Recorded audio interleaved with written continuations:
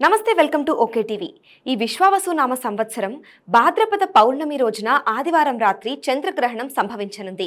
అయితే ఈ సంపూర్ణ చంద్రగ్రహణం వేళ ఎలాంటి పనులు చేయాలి, ఎలాంటి పనులు చేయకూడదో వివరంగా తెలుసుకుందాం. ఈ చంద్రగ్రహణం విశేషం ఏమిటంటే శతభిష నక్షత్రంలో కుంభరాశిలో ఏర్పడనుంది.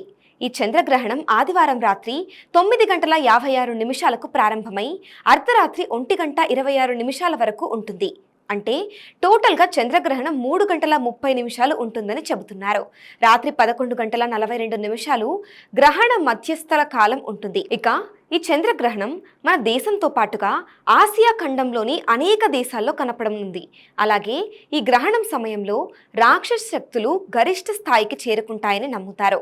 ఈ చంద్రగ్రహణం రోజు ఆలయాలను సాయంత్రం 5 గంటల లోపు మూసివేయాలని పండితులు చెబుతున్నారు. మరుసటి రోజు అంటే 8వ తేదీ ఉదయం సూర్యోదయం తరువాత గ్రహణ శుద్ధి కార్యక్రమాలు ఆచరించి ఆలయాలను తెరుస్తారు.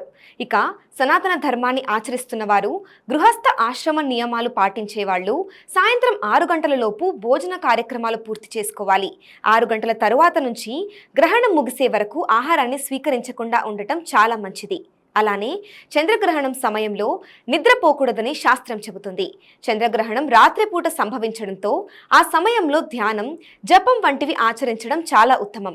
ఇక ఈ గ్రహణం సమయంలో కీలక నిర్ణయాలు తీసుకోవడం, ప్రయాణాలు చేయడం, పూజా కార్యక్రమాలు ఆచరించడం వంటి వాటికి దూరంగా ఉండడం మంచిది. వీలైనంత వరకు ఇంట్లోనే ఉండేలా చూసుకోవాలి. ముఖ్యంగా గర్భిణీలు ఈ చంద్రగ్రహణం సమయంలో తగు జాగ్రత్తలు తీసుకోవాలి. గ్రహణానికి ముందు తలస్నానం అంటే పట్టు స్నానం చేసుకోవాలి. గ్రహణం ముగిసిన తరువాత విడుపు స్నానం ఆచరించడం మంచిది.